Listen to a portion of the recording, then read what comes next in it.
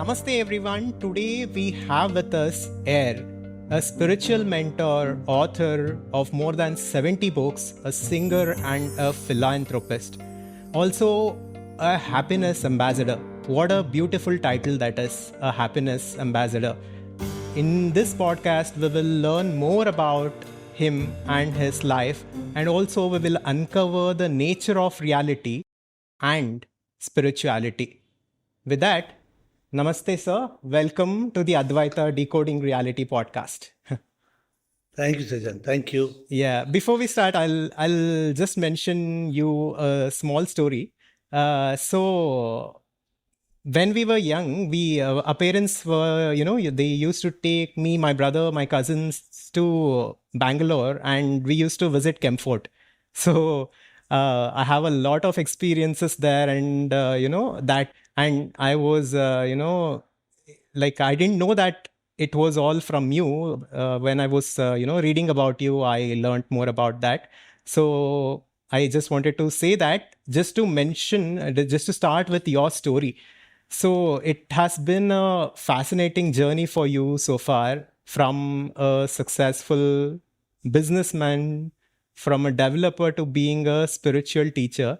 So just take a few minutes to talk about your story before this.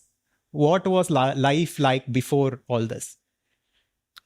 So, Sujan, like you rightly said, people know my life as the life of Kids Camp and Camp Fort. Yeah. And it's good that you saw the Shiva temple. Yeah. And I was praying to Shiva. I was praying to Shiva for 40 years and kept on praying. And my bhakti was so strong that my bhakti ultimately for 40 years and kept on praying. And my bhakti was so strong that my bhakti ultimately became bhakti yoga. And I evolved from that journey of Om Namah Shivaya, Om Namah Shivaya to Shivoham, Shivoham, Shivoham, Shivoham. So yes, the journey, I always tell people this, that my first 15, 16 years were just years of a child. Then it took me 25 years, 2.5 decades of success from one peak to another peak. And I thought that success is happiness. And I went on going from one peak of happiness to a higher peak, and one Maruti car to Mercedes and to limousine. And you keep on having more pleasure and pleasure. And what you think, you start to believe that success is happiness. But in reality, I realized after 25 years that success is not happiness. I mean, I realized that it was 25 years that it took me to go on a talash, go on a quest. My guru, he made me realize that there's a deeper meaning, there's a deeper purpose.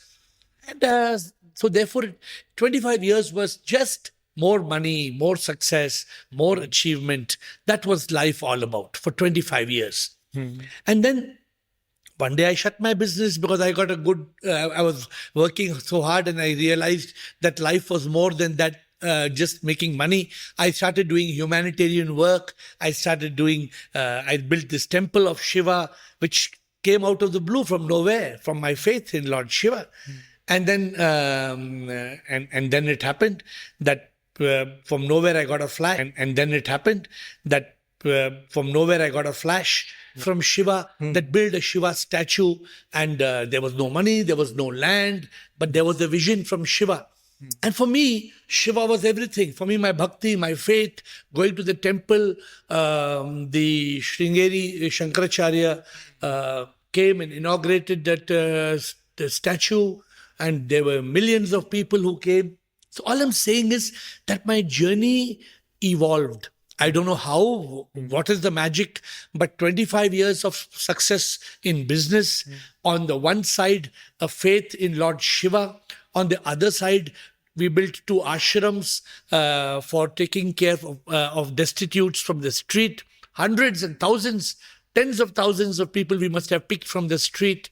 And we fed them and clothed them and put them back on their feet.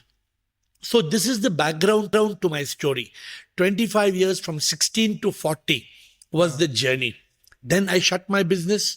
And for about 5 to 8 years, 5 years, I was just traveling around the whole world, discovering Iceland and Finland and Greenland and New Zealand, and kept on going till I went to Antarctica.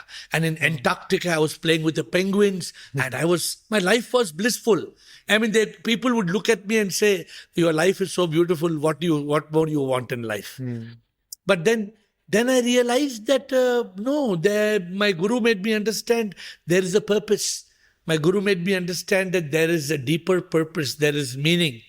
And then I decided to go on a talash. I went on a quest, I went on a search, and I got an awakening. People think to get an awakening is something very mystical and magical, and they think that, to be enlightened is something. I got an awakening. People think to get an awakening is something very mystical and magical, and they think that, to be enlightened is something non-human. No, it is only human. It is only a human being who can be enlightened. And every human being has a right to be enlightened. So with that is the background, I went on a search. I bought hundreds of books from Ramakrishna Mission, from Chinmaya Mission. I bought all the books of Swami Sivananda, Divine Life Society. Whether it was Hinduism, Islam, Christianity, read the Bible, the Quran, the Bhagavad Gita. Went to Adi Shankara's texts in detail, Viveka Chudamani, Aparoksh Anubhuti, Atma Bodha, Tattva Bodha. I went through hundreds and thousands of texts and books.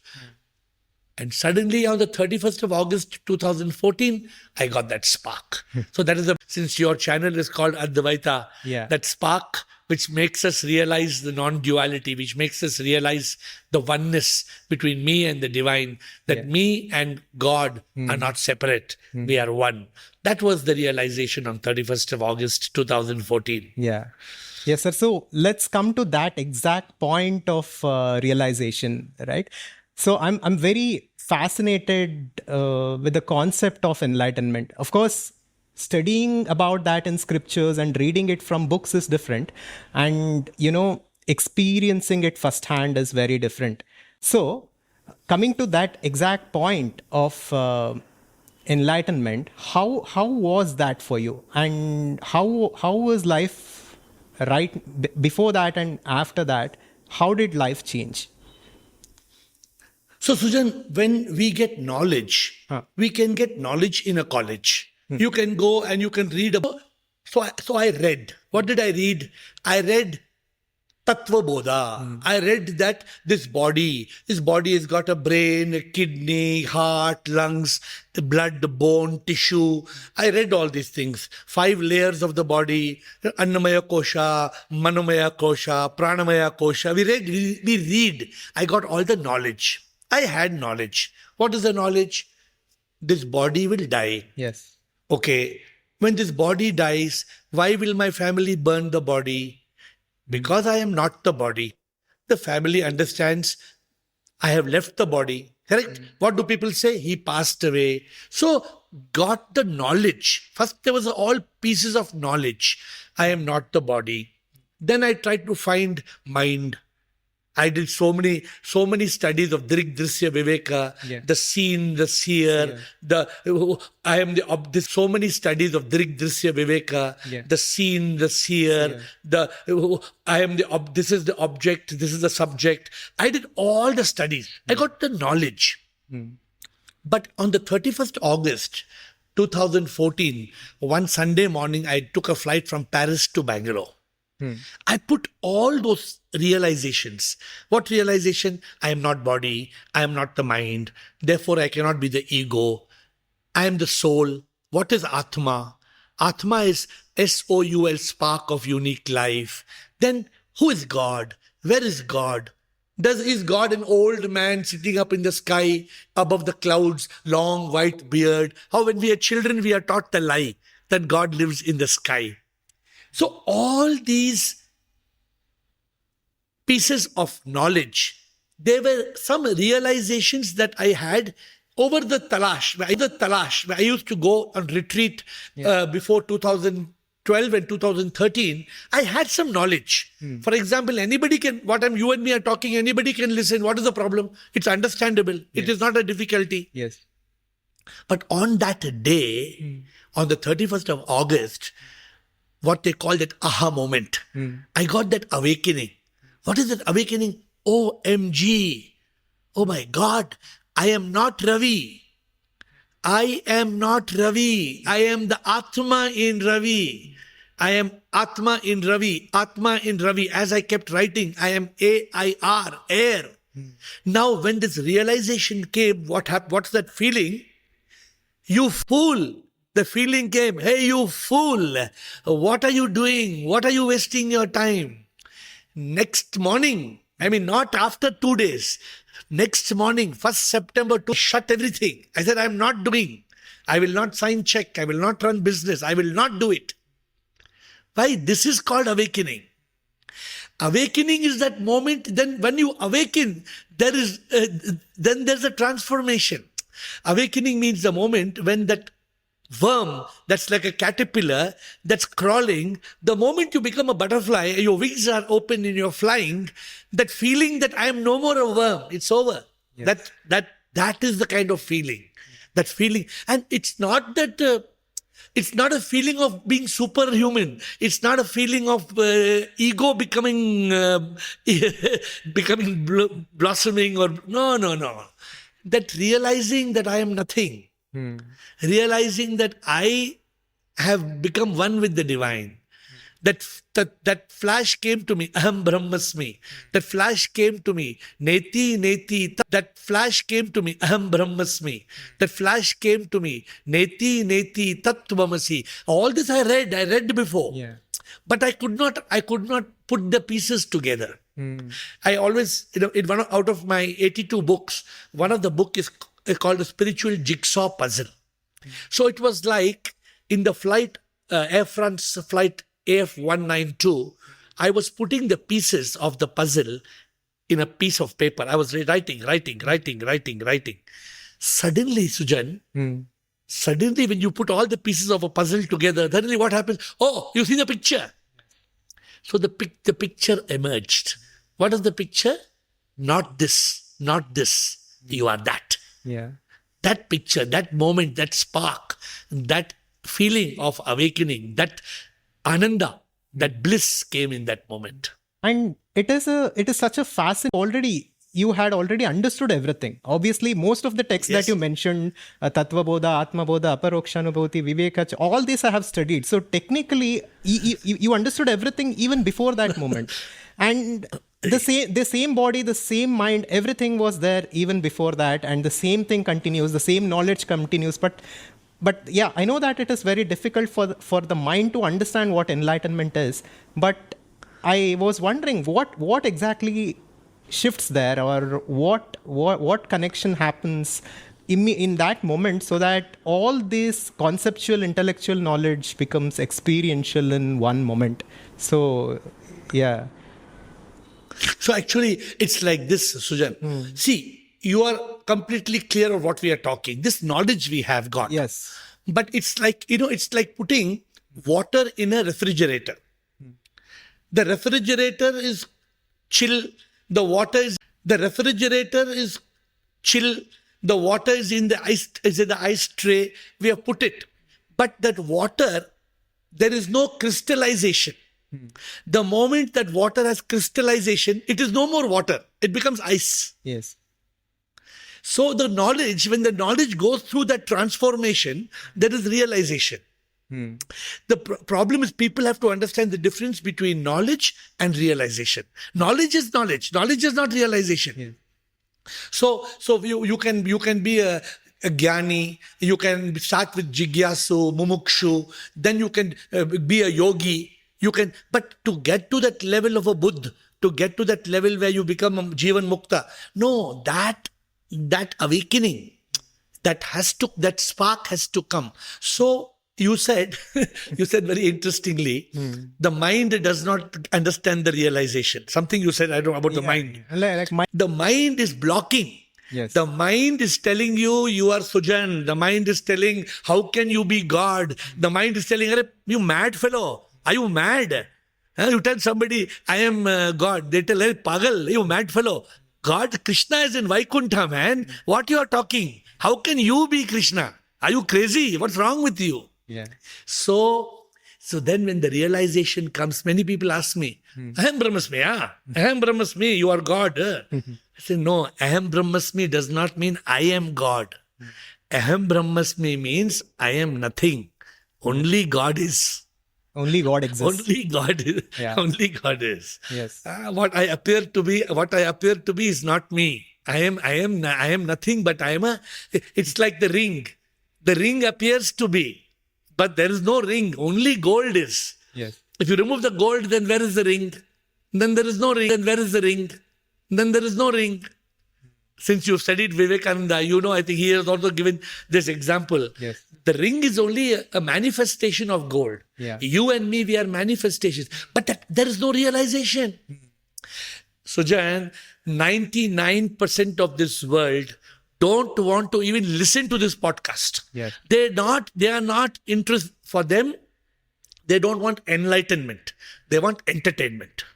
For them, entertainment means pleasure is happiness. Now, pleasure is not happiness. They are not even starting the talash, the quest, the search. Many people, I'm writing my new book. My new book is called Spiritual Initiation.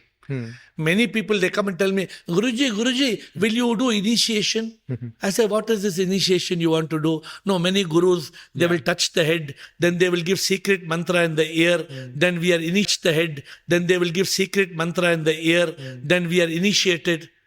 I said, what is so great about being initiated? You can initiate means to start. Yes. Anybody can start the journey of God realization, right? So this is, so just to conclude your question, knowledge anybody can have. Yes. Realization, 1% who go on a quest, of that 1%, I think Vivekananda also says, only 1% gets the realization. Yeah. So 1 in 10,000 will get the realization, and 1 in 10 lakhs will ultimately, of course, this is some numbers cannot be exactly proved, but 1 in 10 lakh people may be liberated from this samsara, this maya, this leela or bhoga. It's like that. But the good thing about this pursuit is, in our community, more people go into it, the more I go into it, even keeping enlightenment aside, just the pursuit itself will give us fulfillment. Understanding this reality more and more, understanding what this ego is and going beyond this ego, just by it, that journey itself is slowly, it's obviously more fulfilling than what I used to do before. So yeah, at least that fulfillment is there in the journey. But I think that absolute fulfillment is possible through that enlightenment. Sujan, yes and no, Sujan. See, let me say, the people who are only partly in this journey, then they are neither here nor they are there, Sujan. So what they are doing, Sujan? So first, at one point, the samsara is pulling them. Samsara is saying, come, let's go for a movie, let's watch match, let's buy a new mobile phone. One direction we are going. Then when they are coming on the spiritual path, then the friends are laughing at them. What man, you fool, you are doing this new mobile phone. One direction we are going. Then when they are coming on the spiritual path, then the friends are laughing at them. What man, you fool, you are doing this. No doubt, see, when you start with meditation, contemplation, even if there is no realization, that will give you peace. Yes. And peace is the foundation of happiness. So no doubt what you're saying is 100% correct. Pleasure is not happiness. Pleasure is ephemeral. Pleasure is momentary. It will come and go. But eternal bliss will forever, it will flow. But the intermediate, what you spoke, that pursuit of enlightenment is fulfilling, but we do not even experience 1% of the ananda that comes from that Satchit Anand, from being in that state of awakening. That, of course, I think we must give it or not.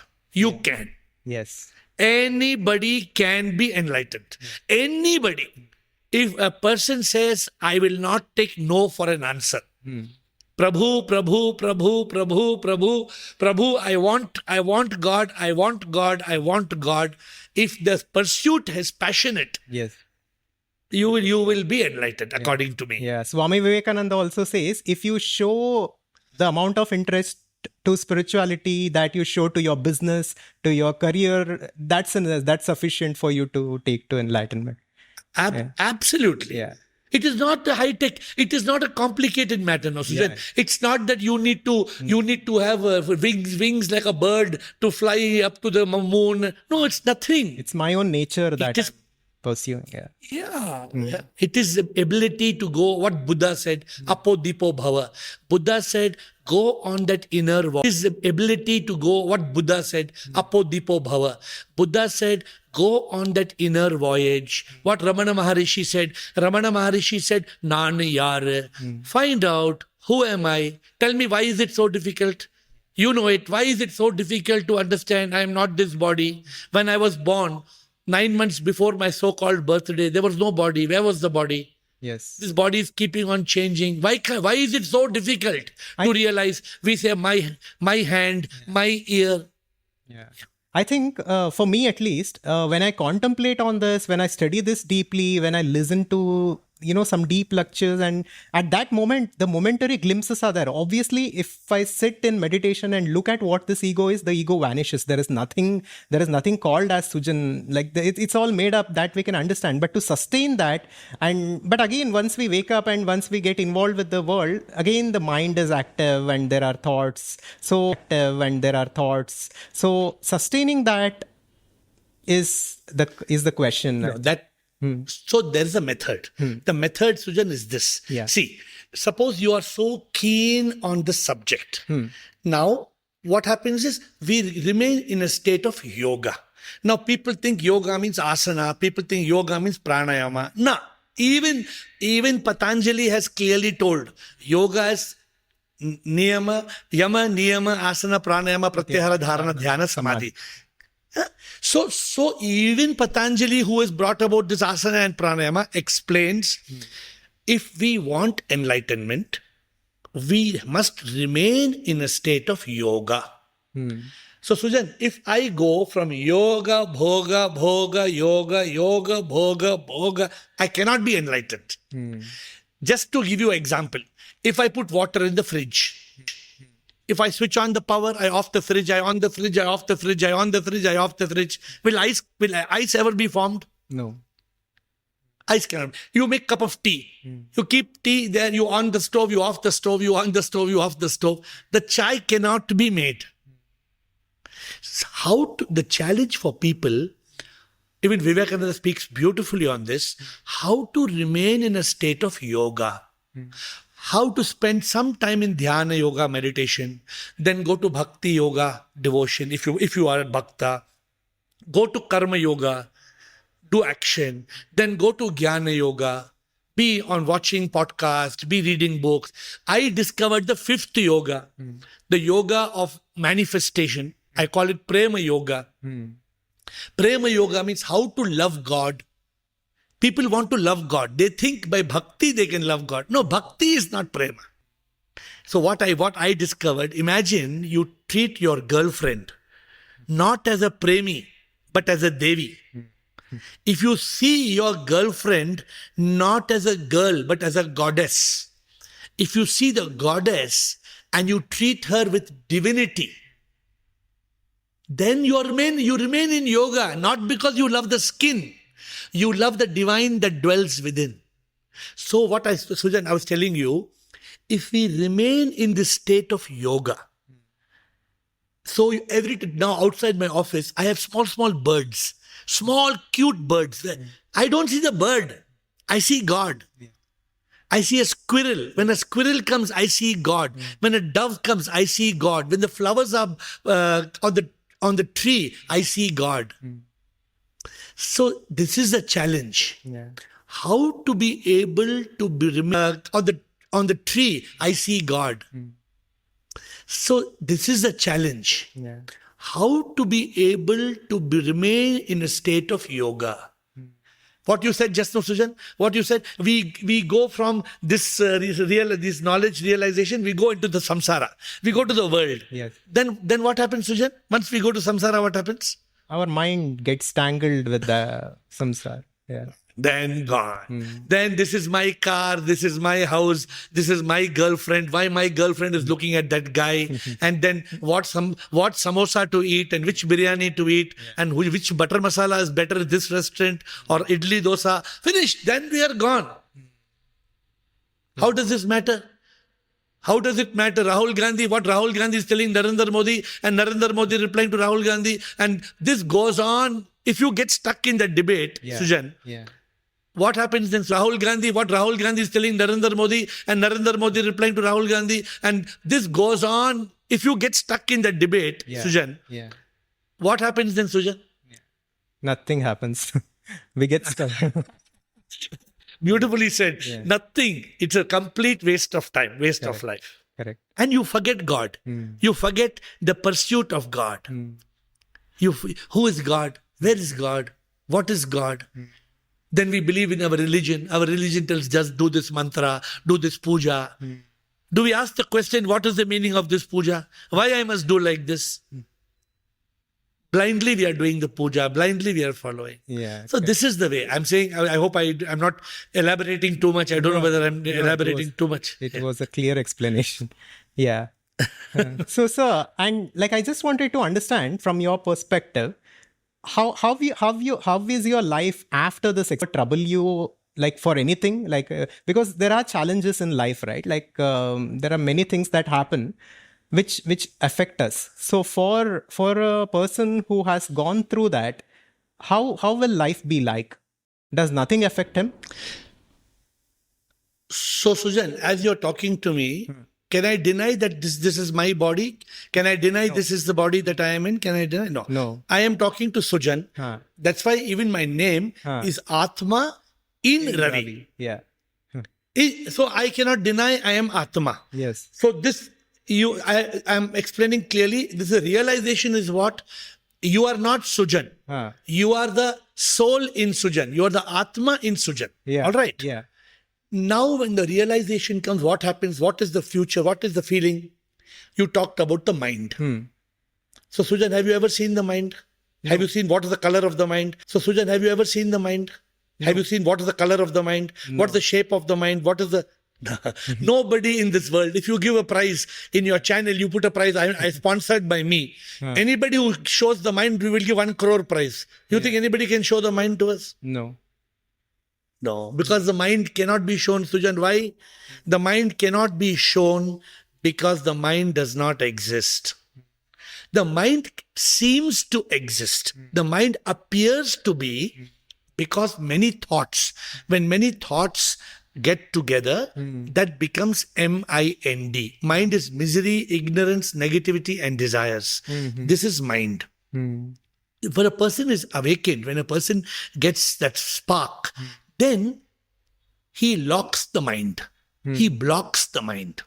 How you lock the mind and block the mind? Just like you build a dam. When you build a dam. When you build a dam, then the water will still go, or you can block the water?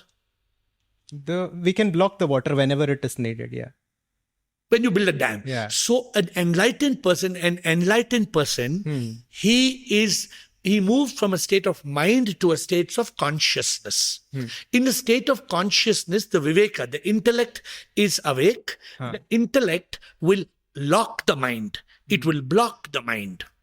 Now there is no mind. Now only there is thoughts. How the thought appears, Sujan?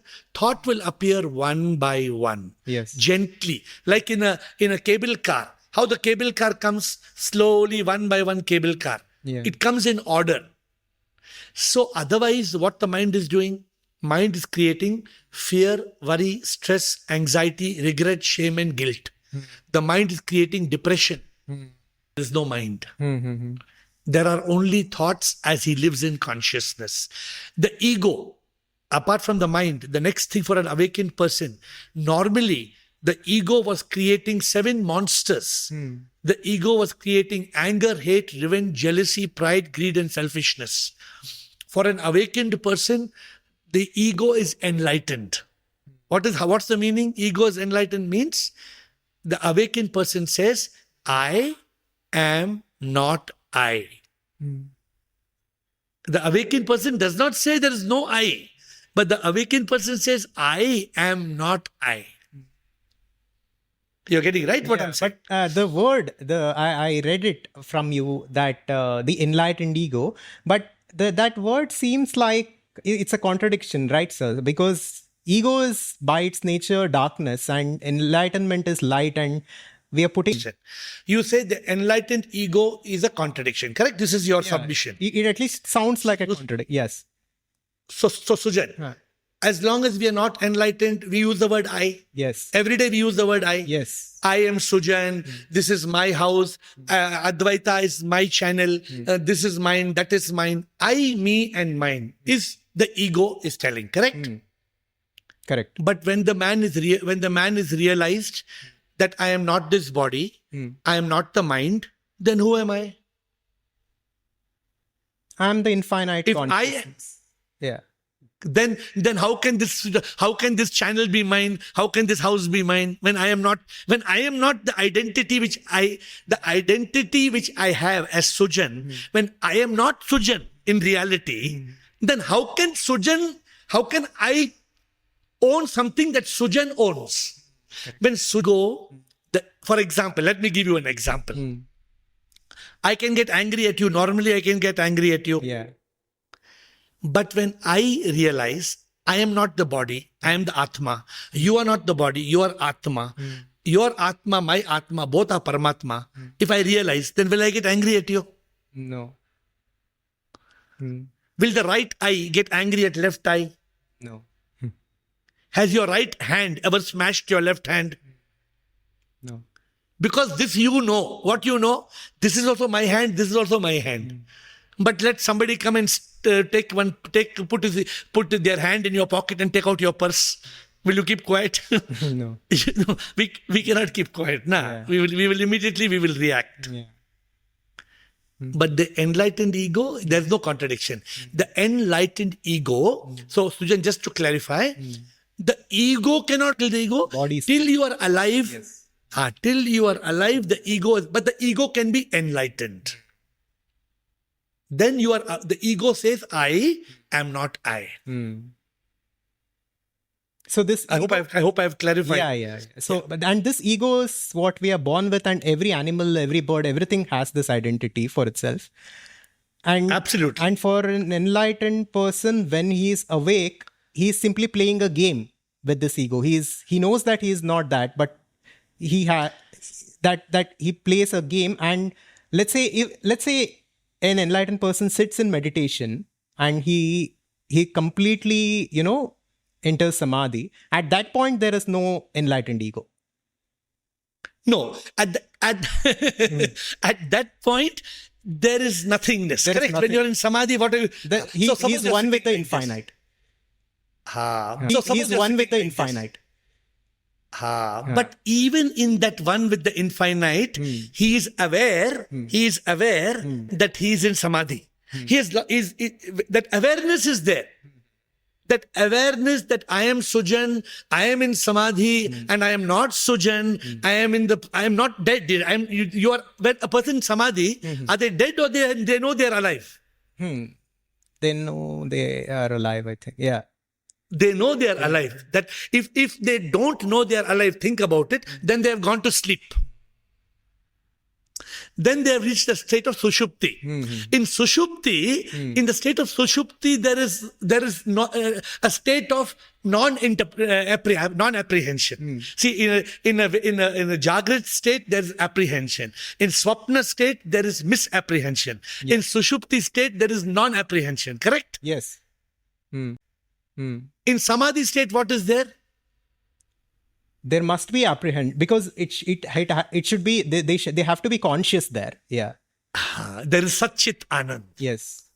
You enjoy that state of Sat Chit Anand, what the Buddha called nirvana. You enjoy that nirvana. So tell me one thing now. You tell me. You please tell me, Sujan, since you are so advanced. If you are enjoying Sat Chit Anand and if you are enjoying nirvana, then the enlightened ego is there or not there? Like, if I have to, yeah. No, wait. Let me put one more question to you. If I am enjoying Sat Chit Anand, then what's the difference about me enjoying and you not enjoying? Are we both enjoying? No. Who's enjoying? The one who is enlightened.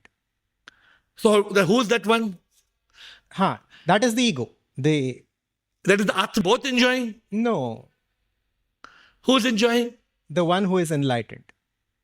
So who's that one? That is the ego. That is the Atma. That is that state of being in the Atmic state. But that awareness is there. I am not the body mind. The body mind is not enjoying the Satchitanand.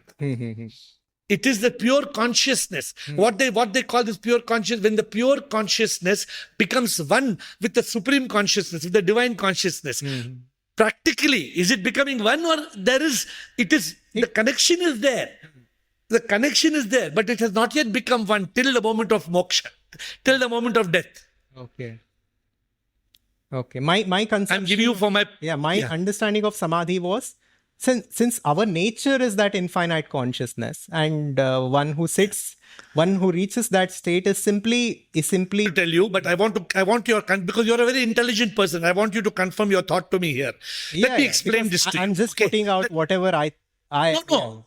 With all humility, we are discussing. We are not in an argument. We are discussing, no, Sujan? Correct. So let me explain to you. See, this is what, don't mind me telling, and this is something I get very upset. I get upset when I have one person working with me. She believes in one Swami. That Swami has gone into Samadhi. Now that Swami is in the ice from last 10 years. That Swami is in the ice. In the ice. Okay. In freezer from 10 years. Okay. So you believe that Swami is in Samadhi from 10 years? No. Why do you say that Swami cannot be in Samadhi from 10 years? Most probably he will be unconscious at that. He can't be alive, no, Sujan. Yeah. God has made not be in Samadhi from 10 years. Most probably he will be unconscious at that. He can't be alive, no, Sujan. Yeah. God has made, the divine has made in such a way. This is where the myth comes. See, the problem, there's a very fine line between the truth and the myth. Yeah. I hope you agree with me. Just imagine you go in a state of samadhi. Okay, Sujan. So now you are without food, without water. You will be without food and water for next 5 years. No. How is it possible, Sujan? You know you heard the rule of 3, right? You can breathe, you can avoid breathing for 3 minutes. You can stop drinking water for 3 days. You can stop eating food for 3 weeks. You agree? This is, you practically what I'm saying is okay? Yeah. This is normal. 1 year I don't eat food. You believe I'm in samadhi, 1 year I don't eat food? No. Now, these are the stories we are told. The problem is this now. The problem is that some Babaji is alive from 5,000 years. Now everybody is going after that Babaji who's alive. Now we can believe. Everybody can believe what you want to believe. But then why we have got buddhi? Why we have got intellect? For what we have got intellect? What did Vivekananda say? Vivekananda said, use your intellect. Correct? Am I right? Does he talk a lot about intellect or not? Correct. Yes. I cannot talk any nonsense to you. If I talk some rubbish, you have to immediately tell me you're talking nonsense. Correct. Yes. And please do tell me. Yes. If anything I'm talking is nonsense, you please tell me. So go ahead. Yeah. So now, sir, let us come to the nature of reality and the nature of self. And I wanted to discuss regarding the 4 Mahavakyas from the 4 Vedas.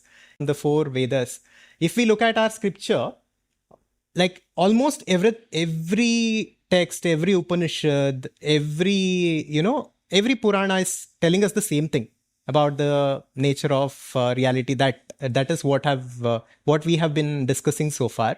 So please take some time to explain for people who might be listening for the first time how can they understand this reality.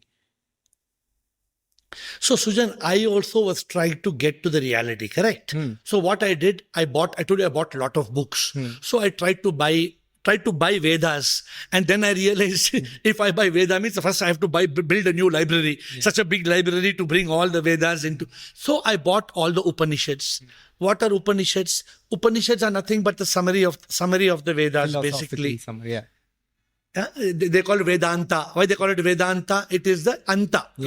Veda Anta. It is the Anta. Yeah. Veda Anta. Yeah.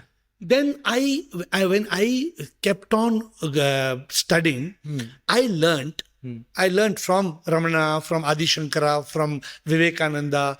I learned they called it the 4 Mahavakyas. Yeah, from the 4 Vedas. What is the meaning? 4 Mahavakyas of the 4 Vedas, which are in the Upanishads. Mahavakya, the word Mahavakya means principal statement. Yes. They are principal statements, means this is the principle. Now, the 4 statements are Tattvam Asi, I am Atma Brahma, Prajnanam Brahma, Aham Brahmasmi. Yes.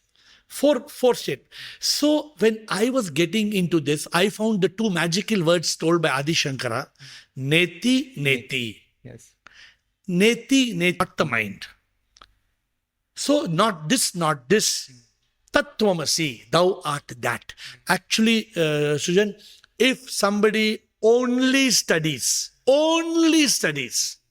these 2 words, Neti, Neti, yes, plus 4 Mahavakyas, you don't need to study Upanishad, you don't need to study Vedas. Yeah. The nature of reality, what is saying? Tattvam asi, thou art that. You are not the body that dies, Neti. You are not the mind that you cannot find, Neti. Neti. You are not body, mind. Therefore, you cannot be ego. Neti. Tattvam asi, you are that. What is that? Soul, S-O-U-L, spark of unique life.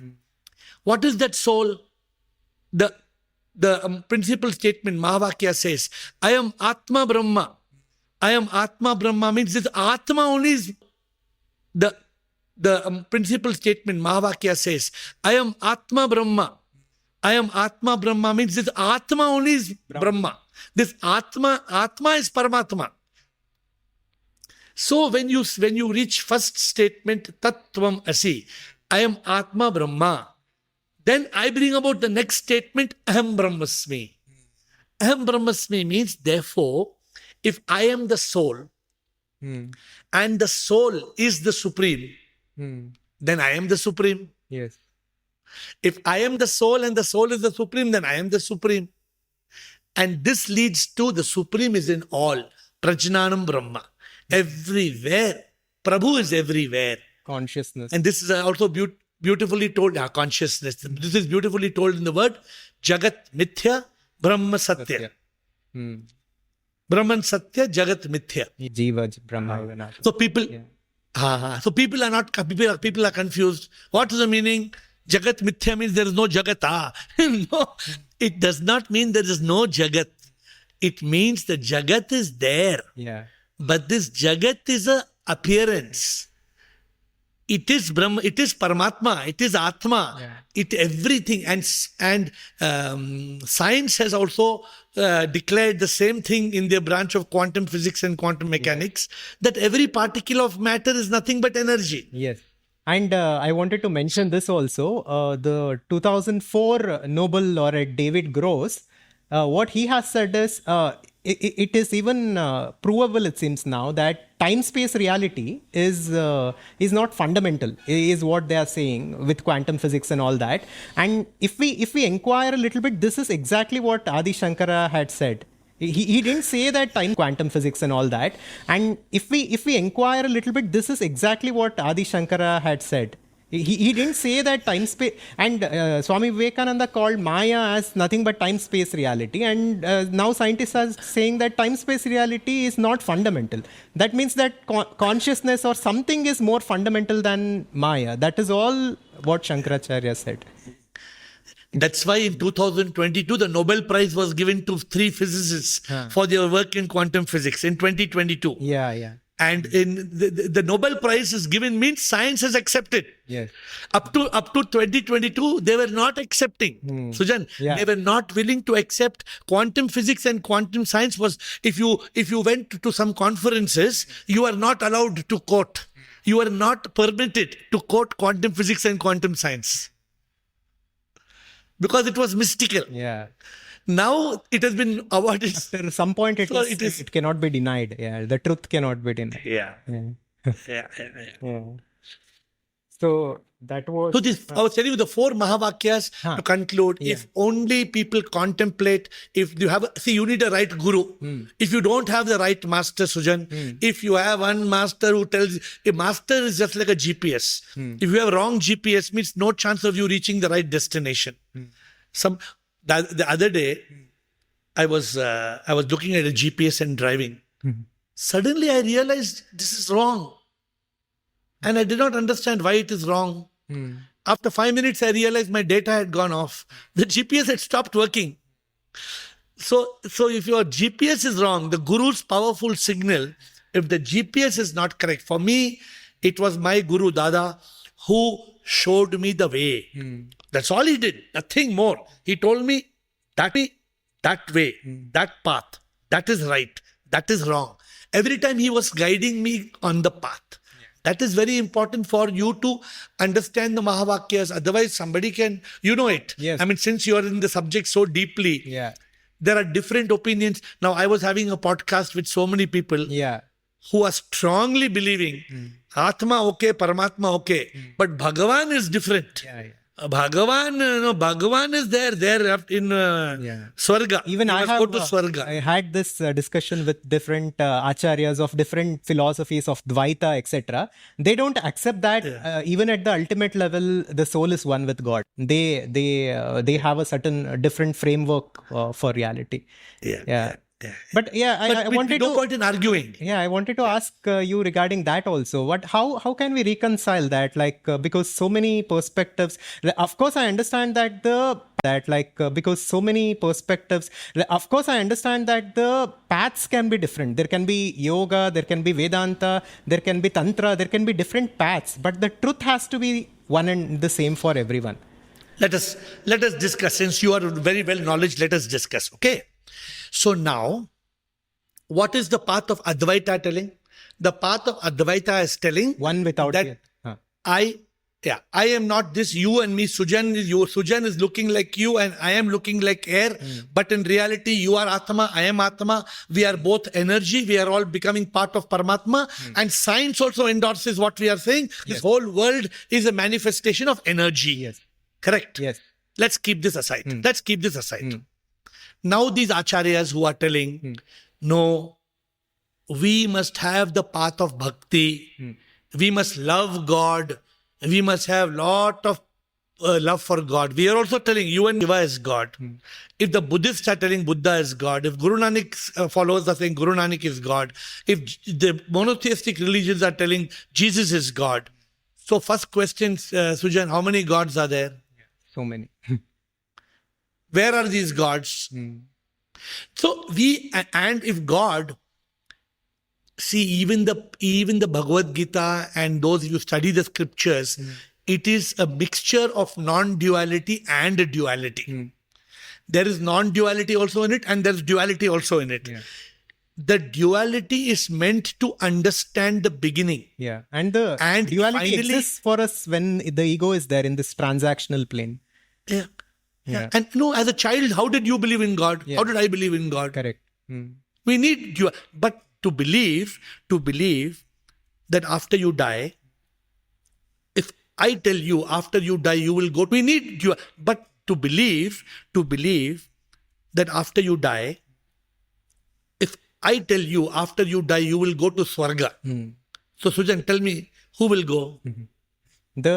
So the subtle body in Vedanta, if we have to technically, decipher it, the subtle body is the one that moves from physical body to one physical. And it comes back in Punarjanma. It comes to earth in a rebirth. Yeah, correct. But where is this? But where is the Swarga?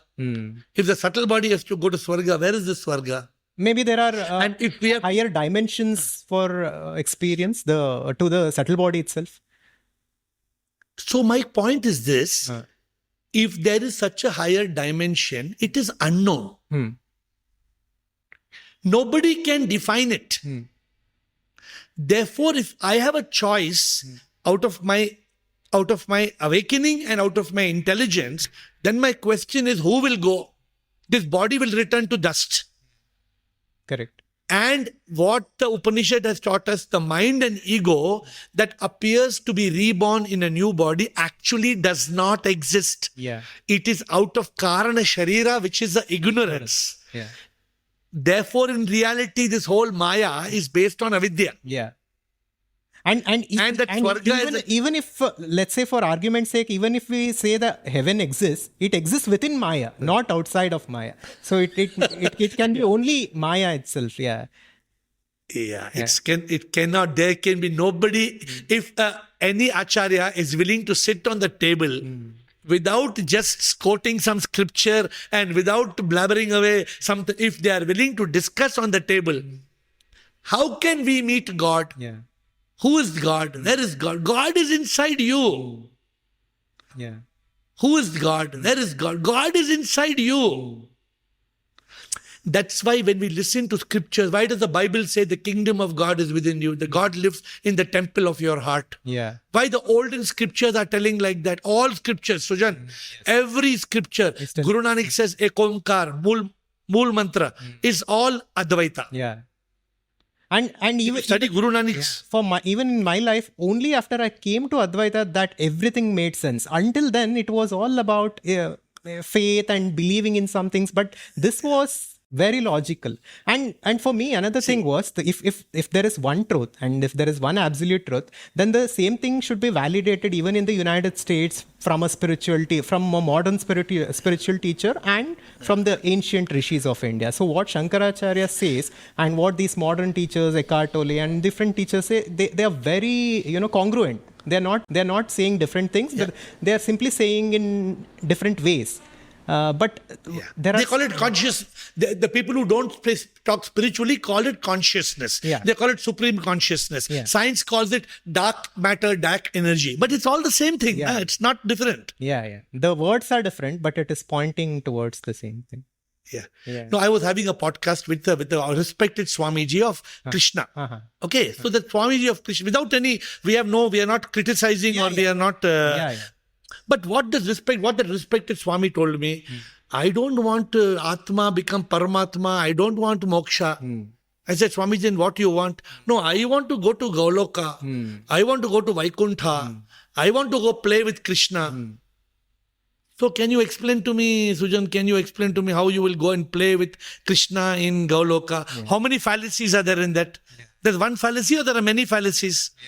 There are many fallacies. And what if we set that as the ultimate goal, right? If we before the inquiry itself, if we assume that there is a dimension like that and that is the ultimate thing, then maybe that will become the ultimate destiny for us. But if we sit with no assumption and if we inquire with pure curiosity, then we will find the truth for what it is. Without any assumptions, if we look at reality, then only we can understand reality. So if you can find the truth from an intellectual point of view. Yeah. But if you are blessed and you are awakened, then you realize it. Then that anubhuti cannot be explained in words. That anubhuti is a realization. Yeah. But if you want to believe that the Krishna is there in Vaikuntha and you will go play, then a person of Advaita, a true Advaita follower. Yeah. A person of Advaita, a true Advaita follower, will first of all see God in one and all. Yeah. And that means an order of world peace. Correct. But I met a very big Swami in the plane following Dvaita. Very big Swami. Very big Swami means having millions of followers. So I didn't reveal what my belief was. I told that Swamiji, so what do you feel, Swamiji, about this? He leaned forward and he told me, he was a Dvaita follower. He told me, first we should take one gun and we must shoot all these Advaita teachers. All these Advaita teachers, first we must shoot them down.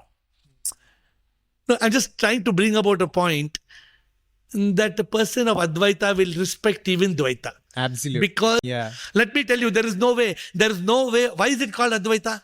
Tell me why it is called non-duality. Tell me why. Because it is pointing us to, the name itself is pointing us towards the nature of reality. There is one without the other. Sujan. Yeah, Sujan, but I want to, if you don't mind me telling you, one very important thing. Advaita is not possible without Dvaita. Non-duality is not possible without duality. Otherwise, the word would not have been non-duality. You need duality. You need religion. You need kindergarten. Without kindergarten, you cannot go to university. Without duality, you cannot go to non-duality. You agree? You agree? You don't agree? For the people, for those of us who are in ignorance, we are throughout our life we are in duality. So only. No, but even the ones who are enlightened, even the ones who are enlightened from duality. They are in duality. So only. No, but even the ones who are enlightened, even the ones who are enlightened from duality to non-duality. Correct. From Ramakrishna Paramahansa had to kill Kali to reach from duality to non-duality. Ramana Maharishi believed in Arunachala. After believing in Arunachala only, he was enlightened. Correct. Even Adi Shankara, all the Shankar Mats are teaching duality and then non-duality. And the duality in the sense like they are teaching devotion. That is duality. But they are teaching this. But the philosophy of duality and Advaita, that like you said, that is totally different again. No, but what happens? See, when we are talking of duality, we are talking of bhakti. Basically, talking of how to go. Bhakti is, it's a beautiful. Bhakti is duality. Bhakti is duality. Correct. Bhakti yoga becomes non-duality. Namah Shivaya. If you say Om Namah Shivaya, it is duality. But if you say Shivoham, non-duality. Non-duality. How do you get to Shivoham? How can you go to Shivoham? You cannot go to Shivoham without Om Namah Shivaya. Yes. I hope you're getting what I'm trying to say. This is a step that we need to take. Duality. You need. So I tell people, don't try to go to university without kindergarten. Even Vivekananda. Don't try to go to Advaita, Vishishta Advaita, Advaita. They are progressive in nature. Like people evolve. Very absolutely.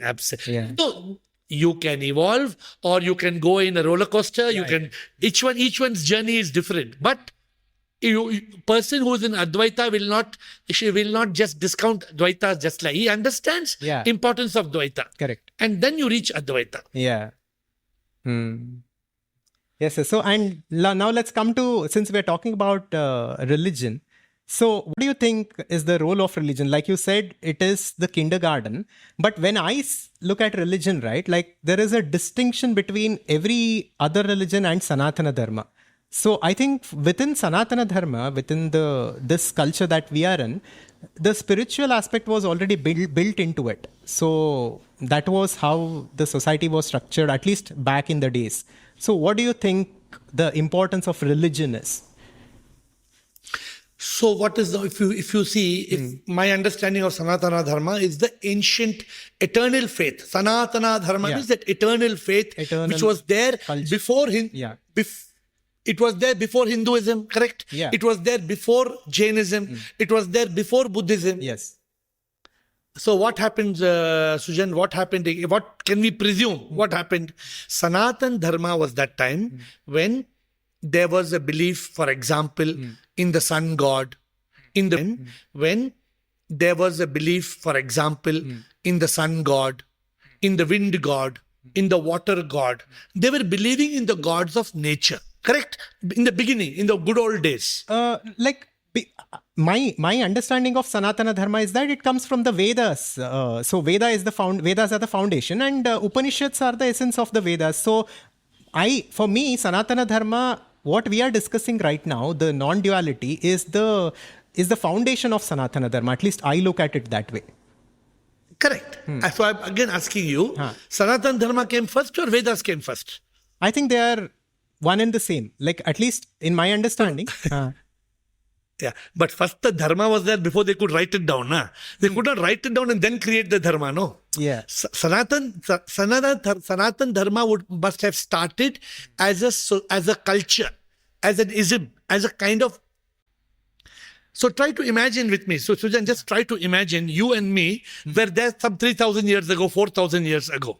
Can you imagine we were there? Let's imagine. Yeah. You and me are going back. Yeah. Now suddenly, Sujan, suddenly you and me were there. And suddenly our father died. Suddenly our father died. Then what you and me would have done? We will cry, we will weep for it. We would have got bewildered. Yeah. We would have got bewildered. Yeah. Then we would have looked up at the sky. We would have looked up at the sky. Why we would look up at the sky? Because rain would come, thunder would come. What would we think, Sujan, when we were ignorant at those thousands of years ago? What would we think? We will think there is something outside of there. Some power there. Yeah. Correct, no, Sujan? Yeah. Okay. Now, another thing, you and me were there 3,000 years ago. We were chota boys at that time. Suddenly in the morning, from nowhere, it's dark. Sun comes. Okay. Now, another thing, you and me were there 3,000 years ago. We were chota boys at that time. Suddenly in the morning, from nowhere, it's dark. Sun comes out from nowhere. Then what we would do? Sujan? When the sun comes out, what we would do?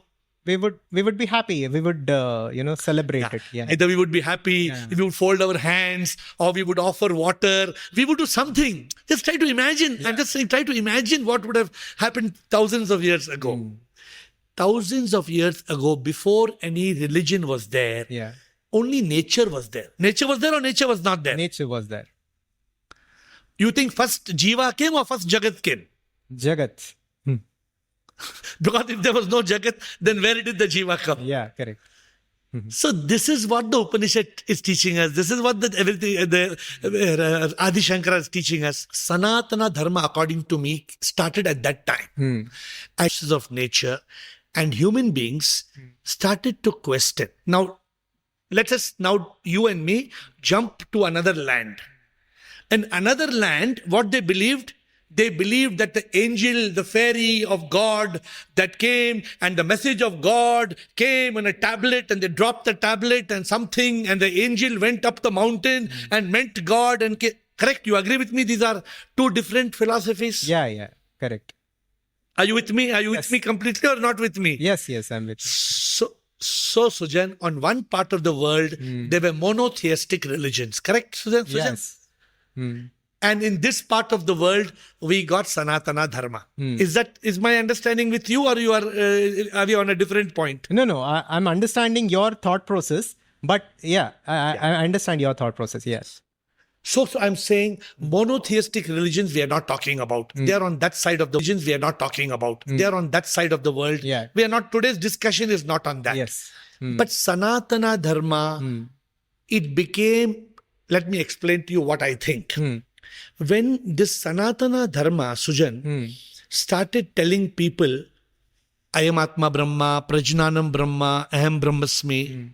If you had a small child, how do you teach the child the meaning of Atma Brahma? How you teach? Through stories. And for stories, you need pictures.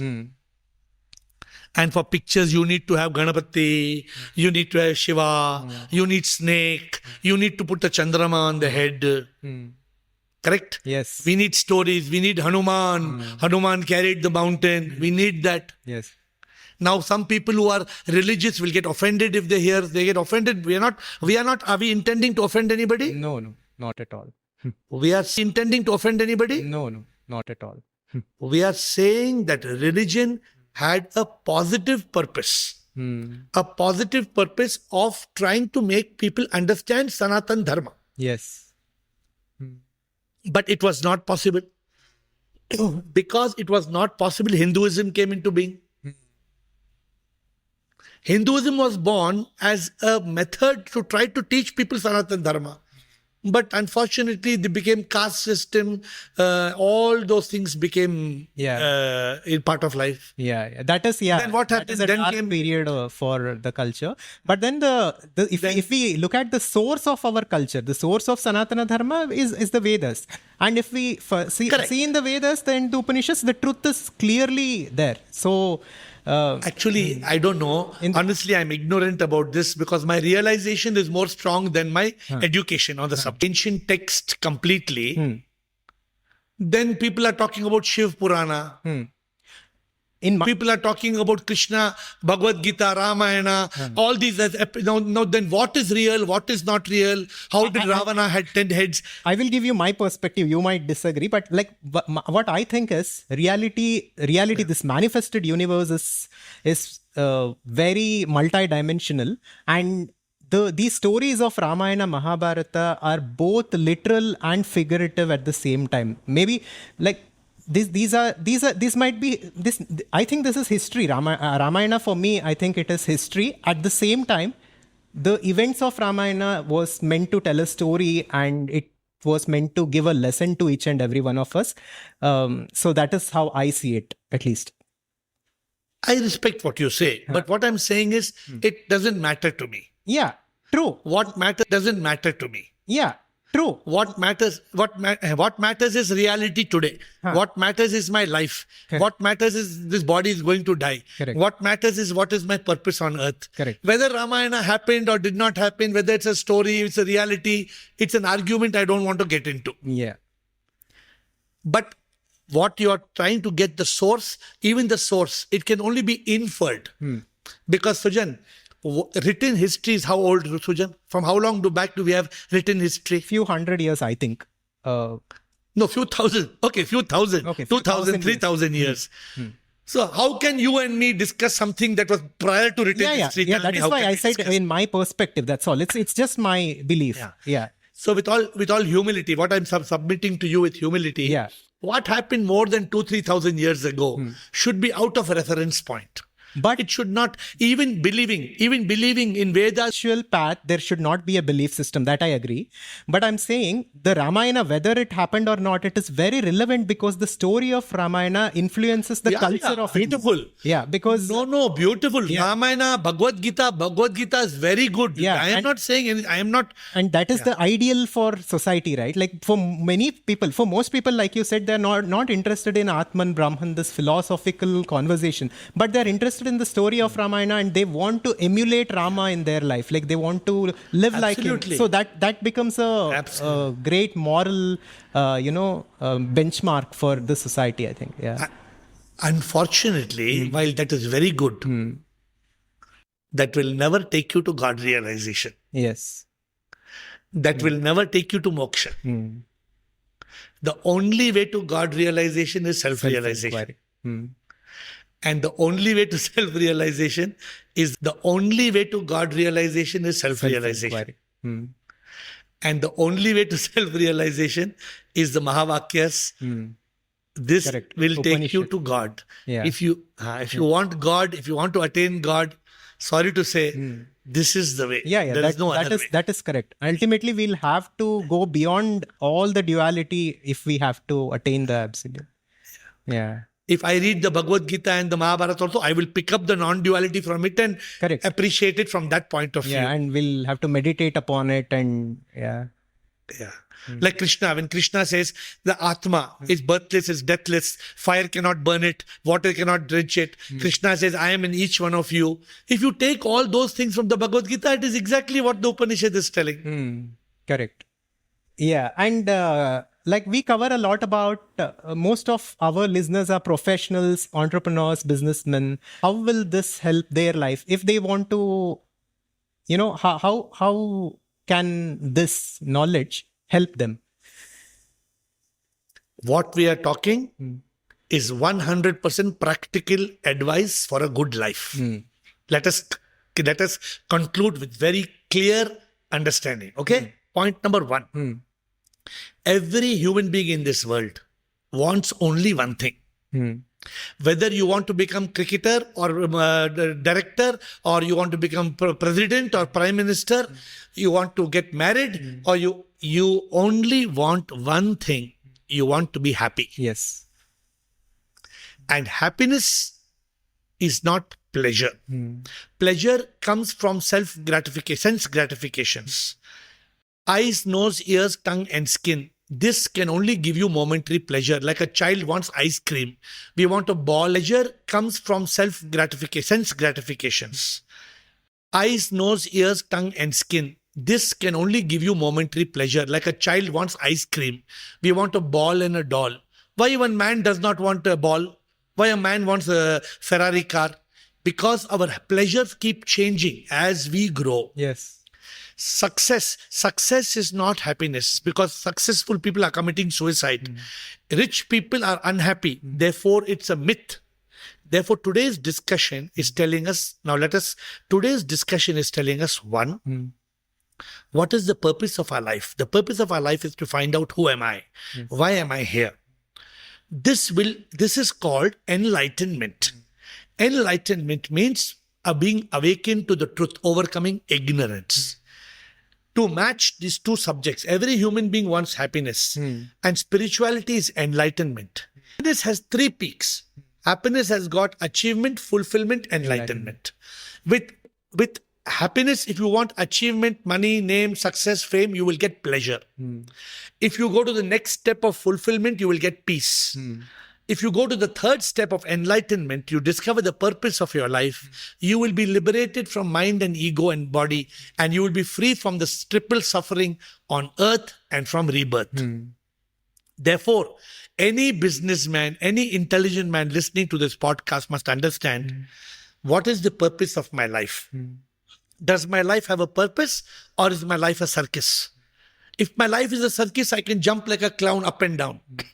But then I will die. Inquiry, after I die, where will I go? Will I come back to earth? What if I am born in a slum? What if I am born as a dog? When we ask such questions, will I come back to earth? What if I am born in a slum? What if I am born as a dog? When we ask such questions, is it even possible for me to be born as a dog? This is the inquiry that leads us from the peak of achievement to fulfillment to enlightenment. Therefore, this understanding, Neti Neti Tattvamasi, I am Atma Brahma, Prajnanam Brahma, Aham Brahmasmi. It is the ability to realize I am God. It is the ability to realize I am not the body that suffers, not the mind and ego that looks at the mirror and says it's me. I am not this, I am that. This is a practical way of living a life without fear, worry, stress, anxiety, regret, shame, and guilt. It is a way to live without anger, hate, revenge, jealousy, pride, greed, and selfishness. It's a way to live in Sat Chit Anand. It's a way to enjoy pleasure. It's a way to live, to give up pleasure. You don't have to give up pleasure, because when there is realization, there will be automatic renunciation. You don't have to force yourself to not eat this and not to do this. Nothing is bad in this world. Everything is beautiful, because everything is a manifestation of the divine. Correct. But if you believe the lie, God lives in the sky, then you will live and die. You will look up at the sky and you will cry, but you will not understand why, and you will not discover who am I. So the people listening, intelligent people in the modern world, they have to stop and they have to ask the question, one, what is the way to happiness? Two, how can I reach a state of eternal bliss? And if they match these two things, they will learn the path of spirituality which takes to enlightenment, which overcomes ignorance, gives us Sat Chit Anand, gives us eternal bliss. Therefore, practically... Beautifully said. Thank you, sir. I hope it is making sense in all possibilities. Yeah, it made sense. It made sense. And in like you mentioned Aparoksha Anubhuti of Adi Shankara previously. So in that, Shankaracharya mentions a very intriguing phrase. He says, when the cause exists in the effect, but the effect does not exist in the cause, the causation of the cause is lost. What he's saying is, if we take clay and the pot, and if in that example, the clay exists in the pot, obviously, but there is nothing called as the pot in the clay. So just like this, the infinite consciousness is what there is, and the universe is an appearance in it, and there is nothing called, and the universe is simply a name and the form. And he says that universe is simply a name and the form. And he says that a Jnani, an enlightened one, sees this and he realizes this. So will an enlightened being literally, like, yeah, I know the answer to this, but I still want you to answer. So for an enlightened being, there is simply oneness in everything. He simply sees himself in everything. Is this how we can put it? I will answer your thing in 2-3 small ways. Yeah. Quickly, I will answer. Yeah. An enlightened person understands Purnamadam, Purnamidam, Purnata Purna, Mudacchatai, Purnasya, Purnamadaya, Purnamevavashishatai. That means the enlightened person understands that first there was the supreme immortal power. This supreme immortal power came as Ishvara. The Ishvara manifested as Ishvara. The Ishvara manifested as Jagat. And then in the Jagat, it manifested as Jiva. The enlightened person understands there is Prabhu in you, in me, in the butterfly, in the bee, in the tree, even in the mountain and the sea. Every particle of matter, even science agrees. If you take a particle of dead matter and put it under the microscope, there are electrons and there are nucleus which is moving. Correct? Yes. So this is not some crap that you and me are talking. Yes. We are talking scientific. Spirituality is a science of the spirit. So my way of saying it for the common man to understand, 50 years back in Bollywood, there's a movie. The movie said, Satyam Shivam Sundaram. Satyam Shivam Sundaram means Satya ye hai. Hindi is okay, right? To close in a few words of Hindi. Yeah. No. Satya ye hai ke Shiv hi sundar hai. Means the truth is that all the divinity is the beauty that we see. What you said, cause, effect. Common man cannot understand what you said. That pot and clay, right? But because for a common man, very difficult. What you tried to say, the pot comes from the clay. Yes. But if you take out the clay, then there is no pot. Yes. But in the clay, there is no pot. Correct. The clay by itself is clay. From the clay, we can make the pot and the plate and the statue. Yes. There is no ring in the gold, but there is gold in the ring. Yes. Whether it's a ring or the bangle or the chain or the necklace, whether it's a ring or the bangle or the chain or the necklace, there is gold in everything. So when we realize the enlightened person does not see the necklace, the chain, and the bangle and the ring. The enlightened person sees gold in everything. Yes. So the enlightened person does not see the pot and the plate and the statue. The enlightened person sees the clay. What is the clay? God. To somebody looking at this podcast, you will say, what am I wearing? They will say, you're wearing a t-shirt. Enlightened person will say, you're wearing not t-shirt, you're wearing dhaga. An enlightened person further will say, you're not wearing dhaga, you're wearing cotton. A still enlightened person will say, you're not wearing cotton, you're wearing this. So what is the ultimate cause of this t-shirt I'm wearing? God. It is God. It's sip. God is a very dangerous word. It is the supreme immortal water, air, fire and space. There is nothing but energy. So when people I tell them this song, I say, Ramavadh mein, Kashi mein Shiv, Kanha Brindavan mein, Daya karo Prabhu, dekhu inko, Daya karo Prabhu, dekhu inko, Har ghar ke aangan mein, Radha Mohan Sharanam. A truly enlightened person sees God in a DOG. A truly enlightened person sees God in everything. And himself. God as ship. He is nothing. Yeah. The truly enlightened person says, मैं क्या हूँ कुछ भी नहीं, सब कुछ तुम ही हो प्रभु, तुम बिन मैं क्या कुछ भी ना, लहरे क्या हूँ कुछ भी नहीं, सब कुछ तुम ही हो प्रभु, तुम बिन मैं क्या कुछ भी ना, लहरे हूँ मैं प्रभु, आता मैं जाता प्रभु, तू है समुंदर सारा, तुझ में समाता प्रभु, तुझी से मैं आता कुछ भी ना. You are the ocean, I am a wave. What am I? Yeah. I am nothing. I'm nothing.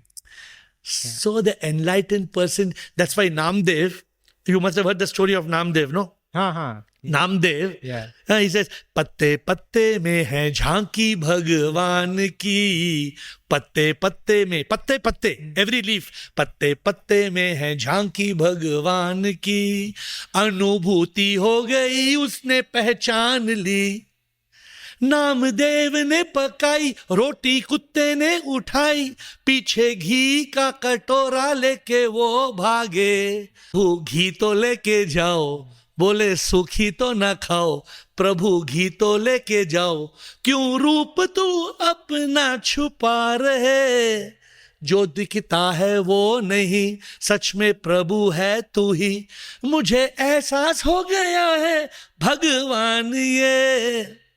What did Namdev say? Namdev, the dog took the roti and ran away. Namdev went running. Hey, Prabhu, Prabhu, Prabhu, let me put butter in the roti and give you. That is the enlightened person. He saw the reality in them. He saw G-O-D in the D-O-G. Yeah. Yeah. I hope I've answered your question, Yes. but in a long form. No problem. It was a beautiful answer. Thank you, sir. Thank you for sparing your time. Thank you. Namaste. Thank you for trying to take this message of Advaita to all. Yeah. I think that's why I was happy to do this podcast with you. I saw that you are so committed to this Advaita. Your name of the channel itself was Advaita, so I was impressed. Yeah. And I thought we must have a discussion, and I hope this will reach people and people are able to open their real eyes to realize the truth. Correct. Definitely it will help. And I wish to meet you when I come to Bangalore. I stay nearby. So Please. Yeah. Sure. I'm very happy to meet you. We'll have a live conversation next time.